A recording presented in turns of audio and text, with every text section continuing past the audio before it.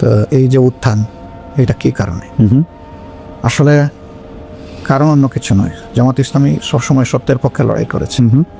জামাত ইসলামী চেয়েছে একটা সুশাসনযুক্ত, দুর্নীতিমুক্ত একটা দেশ হোক, যেই দেশে প্রত্যেকটা নাগরিক মূল্যায়িত হবে তার আপন যোগ্যতায়, এবং অযোগ্যরা যে দেশে মানুষের মাথার উপরে ছড়ি ঘুরাবে না। আমাদের সমাজ দুর্নীতিতে আকণ্ঠ নিমজ্জিত। রাজনৈতিক দলগুলো তার বাইরে নয় বললে পুরাপুরি সত্য প্রকাশ পাবে না, বরঞ্চ রাজনৈতিক দলগুলোর নেতৃত্বেই এই দুর্নীতিগুলো হয়ে থাকে, যেটা আমরা 54 বছরে বিভিন্ন পর্বে দেখেছি। কখনো একটু কম, কখনো বেশি, কিন্তু দেশ কখনো দুর্নীতিমুক্ত ছিল না, এবং দুর্নীতিমুক্ত করার জন্য সেরকম দৃশ্যমান কোনো পদক্ষেপ কারো পক্ষ থেকে আমাদের সামনে পরিলক্ষিত হয়নি। এটি একটা সাইড। আরেকটা সাইড হচ্ছে যে সমাজে সত্যিকার অর্থে গ্রাম আদালত থেকে শুরু করে উচ্চ আদালত পর্যন্ত কোথাও মানুষ কাঙ্ক্ষিত বিচারটা পায় না। যার সামাজিক প্রভাব আছে, যার টাকা আছে, বিচার তার পক্ষে কথা বলে, এবং অনেক সময় মজলুম তার নিয়ে বিচারটা খুঁজেও পায় না, কোথায় হারিয়ে যায়। বাংলাদেশের মানুষ এই জায়গাগুলোতে খুব জর্জরিত। জননিরাপত্তার বিষয় যদি সামনে আনেন, তাহলে কারো জীবনে কোনো নিরাপত্তা নেই, ঘরেও নাই, চলাচলেও নাই, কর্মস্থলেও নাই। তো এমনি একটা জনপদে মানুষ করছে যে কোথায় আমাদের একটু মুক্তির স্বাদ পাবো। বাংলাদেশ জামাত ইসলামী 79 সালে তার যাত্রা শুরু করার পর থেকে গণতান্ত্রিক পন্থার রাজনীতি করে আসছে, এবং সেই রাজনীতি তার দলের ভিতরে এবং বাইরে দুই জায়গায়। অন্য কোনো দলে সেটা কতটুকু আছে না আছে আমি সে বিতর্কে যাচ্ছি না, কিন্তু আমরা আমাদের জায়গাটায় এ বিষয়ে পরিচ্ছন্ন যে আমাদের প্রত্যেকটা নেতৃত্ব নির্বাচিত হয় গণতান্ত্রিক পন্থায় অভ্যন্তরীণভাবে, এবং প্রত্যেকটা সিদ্ধান্ত গৃহীত হয় যথাযথ ফোরামে আলোচনা করে। এই সৌন্দর্যটা আস্তে আস্তে বাড়ছিল। আর বিশেষ করে 2024 সালে যখন আমাদের যুব সমাজ তাদের ন্যায্য কাজের দাবিতে, তাদের মেধার স্বীকৃতির দাবিতে যখন আন্দোলন শুরু করে, তখন সরকার অতীতের 15.5 বছরের মতোই চেয়েছিল এই আন্দোলনটাকেও দমিয়ে দিতে, কিন্তু শেষ পর্যন্ত তাদের হাত থেকে ফসকে যায় তাদের এই কন্ট্রোল, নিয়ন্ত্রণ, এবং জনতার বিজয় হয়। তবে সে বিজয়ের যে লড়াইয়ের নেতৃত্ব দিয়েছে যুব সমাজ। আমরা কোনো রাজনৈতিক দল নেতৃত্বের এই ক্রেডিট যদি দাবি করি, এটা চরম অন্যায় হবে। এটা আন্দোলনের নেতৃত্বে যুব সমাজ আর অংশগ্রহণে সারা বাংলাদেশ। সেই বাংলাদেশের মধ্যে আমরাও ছিলাম, অন্যান্য রাজনৈতিক দলও ছিল। যেহেতু আমরা সবাই মজলুম ছিলাম, সেই কারণে সমস্ত মজলুমের একটা মিলন মেলা বলতে পারেন যে এই আন্দোলনটা ছিল। আন্দোলন সফল হওয়ার পরে লক্ষ্য করবেন যে কখনো আমরা এই আন্দোলনের কোনো ক্রেডিট দাবি করিনি, কখনো না, কোনোভাবেই না। আমরা সবসময় বলে এসেছি নেতৃত্বে যুব সমাজ, অংশগ্রহণের দেশবাসী, এবং এই বিজয় দেশবাসীর বিজয়। কিন্তু পাশাপাশি আমরা দেখেছি অনেকেই তারা সেখানে ক্রেডিট ক্লেম করেছে, তা আমরা সেই দিকে যাইনি। আশ্চর্যের বিষয়, যখন এই আন্দোলনে বাংলাদেশের মানুষগুলা কোন দলের হয়ে লড়াই করেছে মানুষের জন্য, তখন সেই শহীদ মানুষগুলাকে নিয়ে বাগবাটোরা শুরু হয়ে গেল। আমরা কিন্তু এর বিরুদ্ধে করেছি। আমরা বলেছি শহীদরা কোনো দলের হতে পারেন না, গোষ্ঠীর হতে পারেন না। শহীদরা গোটা জাতির সম্পদ, এবং আমরা তাদেরকে সেভাবেই ওই মর্যাদায় আমরা রাখতে চাই। এরপরে আমাদের এই শহীদ পরিবারের পাশে যাওয়া, এটা আমাদের নৈতিক দায়িত্ব হিসেবে আমরা নিয়েছিলাম। এটা কোনো রাজনীতি ছিল না আমাদের, কারণ আমি তো মরতে পারতাম, আমার আরও সহকর্মী মারা যেতে পারতো। তা আল্লাহ যে আমাদেরকে বাঁচায় রাখলেন, এখন যারা চলে গেল তাদের প্রতি তো আমাদের অবশ্যই দায়িত্ব আছে।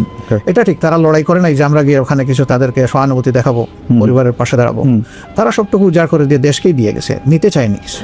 সেই মানুষগুলোর জন্য তো আমাদের কর্তব্য আছে। আমরা এই কর্তব্যের জায়গা থেকে প্রত্যেকটা শহীদ পরিবারে পৌঁছার চেষ্টা করেছি। বেশিরভাগ শহীদ পরিবারে বলতে পারেন যে আমি পার্সোনালি গিয়েছি, যখন যে এলাকায় আমি ভিজিটে গিয়েছি, ওই শহীদ পরিবারগুলোকে হয়ে রেখেছি, না হয়ে গিয়েছি, একটা কিছু করেছি। আমি তাদের না দেখে আসি নাই। আহত পঙ্গু যারা হয়েছে তাদের বিষয়টা আমরা অ্যাটেনশনে নিয়েছি, কিন্তু আমরা তো একটা সংগঠন, আমাদের কাছে তো সরকারি কোনো ট্রেজারি নেই। ফলে আমাদের সীমিত সামর্থ্যের জায়গা থেকে শহীদ পরিবার এবং আহত পঙ্গু ভাই বোনদের পাশে আমরা দাঁড়ানোর চেষ্টা করি। এই বিষয়গুলো তো জনগণ দেখেছে। একটা দল এরকম করছে, বাকি দলগুলো ক্রেডিট নিয়ে কাড়াকাড়ি করছে, এবং সেই সময় থেকে অনেকে আবার নির্বাচনের দিকে ঝুঁকে পড়েছে। আমরা তখন বলেছিলাম যে আগে পরিবেশটা সামাল দেন, তারপরে নির্বাচনের প্রশ্ন। তো শেষ পর্যন্ত নির্বাচন 17 মাসের মাথায় হলো, যে নির্বাচন হয়েছে। আপনি বলছেন এখানে আমাদের উত্থান, আসলে কি এটাই আমাদের রিয়েল চিত্র? এই প্রশ্ন এখন সমাজের অনেকের মনে। এই প্রশ্নটা আমি করতে চাই, এবং আমি এর উত্তর দিব না। ইতিমধ্যে টিআইবি একটা রিপোর্ট পেশ করেছে, তারপরে সুজন একটা প্রতিবেদন তুলে ধরেছে।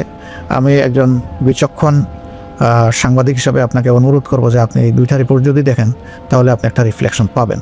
তবে আমাদের দেশে যেহেতু একটা সংস্কৃতি তৈরি হয়ে গিয়েছে, কথাগুলো আমি ইলেকশনের আগেই বলেছিলাম, জিতলে ইলেকশন ফেয়ার, হারলে এটা সূক্ষ্ম কারচুপি অথবা আপনার বড় কারচুপি এটা বলা হতো।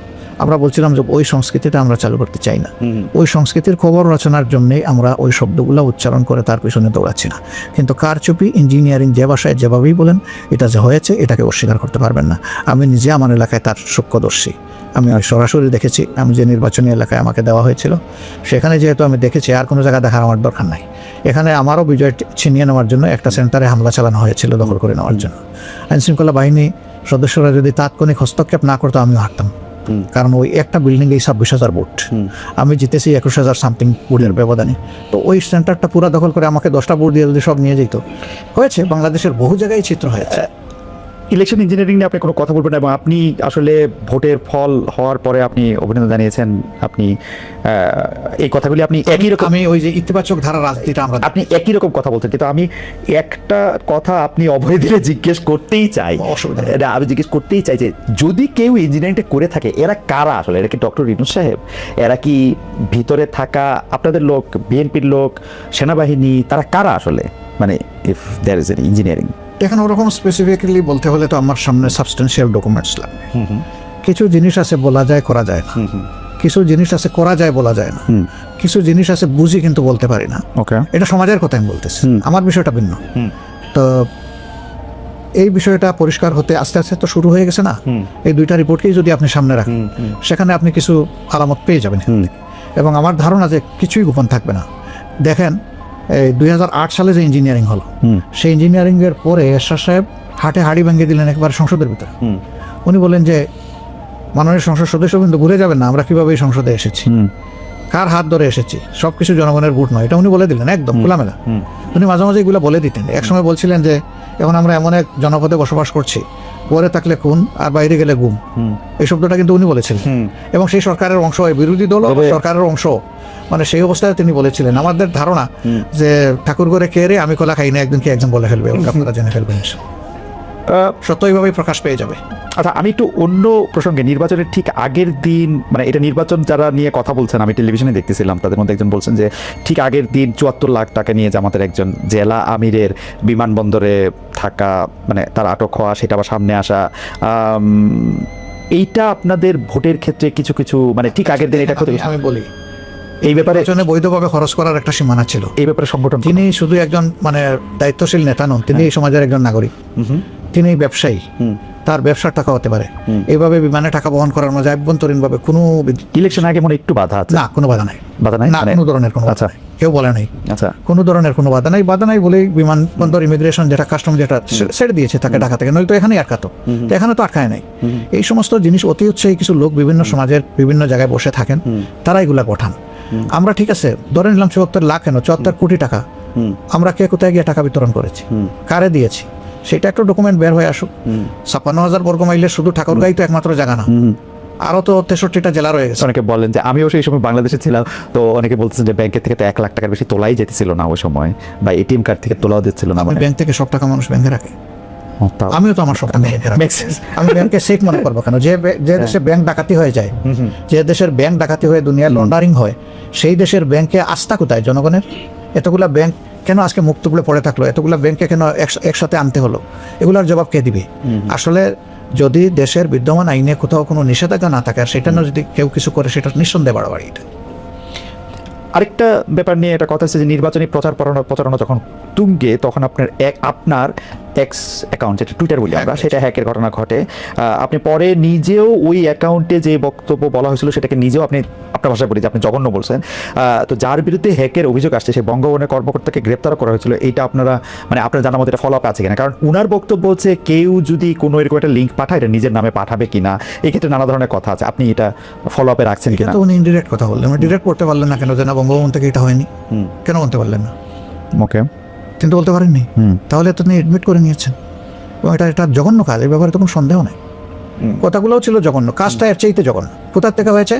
বাংলাদেশের সর্বোচ্চ আস্থার জায়গা, সর্বোচ্চ গার্জিয়ানশিপের জায়গা থেকে। আমি তো মনে করি এই একটা ঘটনায় উন্নত দেশ হলে প্রেসিডেন্ট নিজে স্টেপ ডাউন করতেন, বলতেন যে আমার আঙ্গিনা আমার ঘর আমি সেভ রাখতে পারি নাই, একজন নাগরিক তার অধিকার আমি হরণ করেছি, আমি এই কারণে আমার ব্যর্থতার দায় নিয়ে আমি পদত্যাগ করলাম। ওকে, এটাই মোরালিটির দাবি। এখানে আমাকে আইন লড়াইয়ে যেতে হবে কেন? কিন্তু এটা কেমন জানি একটা যুক্তির কথা এরা বলে যে আমি কি আমার নিজের নামে করতাম কিনা, মানে আমি যদি এরকম একটা উনি বলুক, উনি তাইলে কে করেছে, ওখান থেকে কিভাবে আসছে উনি বলুক, এক্সপ্লেনেশন তো উনাকে দিতে হবে। ওকে, আপনার বেশ কয়েক মাস আগে আপনি কর্মরত নারীদের কর্মঘণ্টা বিষয়ে আপনার একটা বক্তব্য ছিল। নির্বাচনের কিছুদিন আগে আল জাজিরায় যে আপনি সাক্ষাৎকার দিলেন সেখানে আপনি একটা স্পষ্ট করেছেন যে জামায়াতের প্রধান হিসেবে নারীদের আসার কোনো সুযোগ নেই। আমরা এটাকে ধরে নিয়েছি যে আপনি এটা মিন করছেন যে দেশের প্রধান হিসাবে আসলে নারীদের আসার সুযোগটা সীমিত। এখন একটা প্রশ্ন, এই প্রশ্নটা আসলে দুইটা পার্ট। একটা প্রশ্ন হচ্ছে বেগম জিয়ার নেতৃত্বে জামায়াত আসলে ক্যাবিনেটে ছিলেন, ক্যাবিনেটে ছিল ভালো মতো। আরেকটা প্রশ্ন হচ্ছে যে আমি করতে করতে দেখতেছিলাম যে ফাতেমা জিন্নাহ যখন 1964 সালে আইয়ুব খানের বিরুদ্ধে লড়ছিলেন তখন আশরাফ আলী থানভীর নেতৃত্বে একাধিক আলেম এই মত পোষণ করছিলেন যেহেতু কোরআনে রানী বিলকিসের কথা আছে এবং তার মুসলমান হওয়ার পরও তার বাদশাহী যাওয়ার কথা নাই সেখানে পড়ে, আমিও যতটুকু বুঝছি উনার কথা, আমি যতটুকু বুঝছি যে আসলে মানে রাষ্ট্রপ্রধান বা সরকার প্রধান হওয়ার ক্ষেত্রে নারীদের বাধা নাই। দুইটা অ্যাসপেক্টে যদি আপনি বলেন, একটা পলিটিক্যাল অ্যাসপেক্ট, একটা থিওলজিক্যাল অ্যাসপেক্ট। বিলকিসের কথা বলি, জি। সাবার রানী ছিলেন। জি, সেবা রানী, জি, সাবার রানী ছিলেন। ওনাকে মূলত কল করেছিলেন সুলেমান, সুলেমান, জি। তো উনি তার দরবারে আসলেন, আসার পরে রাজপ্রাসাদে দাওয়াত গ্রহণ করলেন, গেলেন। তারপরে তার মানে রানীগিরি ছিল না, এটার কোরআনে নাই, এটার কোরআনে নাই। এই পর্যন্ত কিন্তু চ্যাপ্টারটা ক্লোজ। চ্যাপ্টারটা ক্লোজ, সূরা আমাল, এবং এটার কোনো অথেন্টিক হিস্ট্রিও নেই আমাদের সামনে, আমাদের কাছে নাই। পরবর্তীতে কি হয়েছে না, রাইট। সুতরাং সেটাকে আমরা রেফারেন্স আকারে এখানে নিতে পারছি না। ওকে। আর তিনি ছিলেন মূলত অগ্নিপূজক। তো এটা তো বিশ্বে অনেক জায়গায় সেটা ছিল তখনকার আমলে, পরবর্তী যুগেও ছিল, যেমন এখনকারীরা তাদের অবস্থাটা ওই রকম দাচের একটা বিষয় আসুক ছিল। কিন্তু পরবর্তীতে তারা যখন তাদের অ্যানসেস্টর যারা ইসলাম কবুল করেছে তারা তখন ওইটা থেকে বের হয়ে এসেছে। তো সেটাকে আমি রেফারেন্স হিসেবে নিতে রাজি না। ওকে, ফেয়ার এনাফ। এখন আর রিজালু কাওয়ামুনা আলান নিসা, কেন আল্লাহ সেটার ব্যাখ্যা দিয়েছে যে নারী জাতির বেশ কিছু দায়িত্ব পুরুষকে পালন করতে হয়, কিন্তু পুরুষের কোনো দায়িত্ব নারীকে পালন করতে হয় না। ওকে। নারী যদি কোনো ব্যবসা করে, স্বামী পুরুষ লোকটি এখানে কোনো হক দাবি করতে হয় না। কিন্তু পুরুষের যে অ্যাসেট আছে সেখানে নারীর অংশ আল্লাহ তাআলা নির্ধারিত করে দিচ্ছেন। কেন? যে তাদের এই দায়িত্বটা তোমাকে নিতে হবে। আমি কোন দৃষ্টি থেকে বলেছি? আমি বলেছি কোরআন যেটা বলেছে সেটা আমার কোনো কথা না। এখন কোরআনের আইন তো মানব জাতির জন্য, শুধু মুসলমানদের জন্য না, এবং শুধু মানব জাতির জন্য না, আল্লাহর অল ক্রিয়েশনের জন্য কোরআন। সারা সৃষ্টির মধ্যে সামঞ্জস্য এবং শৃঙ্খলা বিধানের এইটা হচ্ছে গাইডবুকটা হচ্ছে কোরআন। তো সেই কোরআন আল্লাহ তাআলার ভার্ডিক্ট, আমি তো আমার মত বলি নাই, আল্লাহ তাআলা যা বলেছেন আমি তাই বলেছি। ওকে। এখন আপনি বলতে পারেন যে তাইলে কি নারীরা ওই জায়গায় আসতে পারবে না? বাট হ্যাঁ, দেখেন রিয়েলিটি দেখেন। আপনি আমেরিকায় আছেন না? আমেরিকা স্বাধীন হওয়ার কত বছর হয়েছে? মানে 200 সামথিং বছর। জি। একজন নারী না, হয় না। কেন? সেখানে কি যোগ্য নারী নাই? কিন্তু আবার ইংল্যান্ডে হয়েছে, ইংল্যান্ডে হয়েছে, আরো অন্যান্য জায়গায় হয়েছে। কিন্তু এখন আমেরিকাতে হয় নাই। এখনকার দুনিয়ার সবচেয়ে বড় শক্তিশালী দেশ যেটা, সেই দেশে নারীরা কি কোনোদিন কম্পিটিশনে আসেনি? আসছে, কিন্তু ফেল করছে। কিন্তু তাদেরকে আমেরিকাবাসী সিলেক্ট করে নাই। রাইট। কেন করে নাই? এই জব তারা দিতে পারে। তবে আমরা তাদেরকে একটা বিচক্ষণ বুদ্ধিমান জাতি হিসাবেই দেখতে পাই, ওকে, সাহসী হিসাবেও দেখতে। সেখানে দেখেন এটা হয়নি। তো যুক্তিতে আপনি গেলে কি দেখবেন? একজন মা যখন চাইল্ড বেয়ারিং হবে তখন কি একজন সুস্থ সক্ষম পুরুষের মতো তিনি সব ফিজিক্যাল অ্যাক্টিভিটি করতে পারবেন? পারবেন না। যদি তিনি পারতেন তাহলে ম্যাটারনিটি লিভের দরকার হতো। ম্যাটারনিটি লিভটা দেওয়া হয় কি জন্য? এটা তার ডিউ, এটা তার হক, এটা তার অধিকার। তার অধিকার, এটা কোনো তার প্রতি কোনো প্রিভিলেজ না, ব্লেসিং না, এটা তার পাওনা। তো এই জায়গা থেকে আমরা মাদেরকে আল্লাহ রাসূল সাল্লাল্লাহু আলাইহি ওয়াসাল্লামের জমানায় সর্বোচ্চ যতটুকু সম্মান দিয়েছেন তা আমরা দেওয়া। ওকে। যেমন ধরেন যে আল্লাহ রাসূল যুদ্ধে মহিলাদেরকে নিয়ে গেছে, আল্লাহ রাসূল ক্রিটিক্যাল টাইমে মহিলাদের পরামর্শ নিয়েছেন। হুদাইবিয়ার সন্ধি সব পুরুষ সাহাবীরা সরে গেছে, মনের দুঃখে কষ্টে রাসূল করিম সাল্লাল্লাহু আলাইহি ওয়াসাল্লাম থেকে দূরে সরে গিয়ে কান্নাকাটি করতেছে। সেই সময় তিনি যাকে সঙ্গিনীর সাথে নিয়ে গেছেন, গিয়ে জিজ্ঞেস করছেন তুমি কি বলো? বলছে আপনি কি আপনার সঙ্গীদের উপর আস্থা হারিয়ে ফেলেছেন? আল্লাহ রাসূল কোনো কারণ নাই, আপনি যা করার জন্য তাদেরকে বলছেন আপনি আগে সেটা শুরু করে দেন, দেখবেন সবগুলো আপনাকে ফলো করবে। এবং এক্স্যাক্টলি তাই হয়েছে। তো দেখেন কত ক্রিটিক্যাল টাইম ছিল। তো আপনি যদি আমাদের দর্শকদের জন্য একটু পরিষ্কার করতেন, উনি কি তার কোনো আত্মীয় ছিলেন নাকি? না, আত্মীয় কেন, তার স্ত্রী।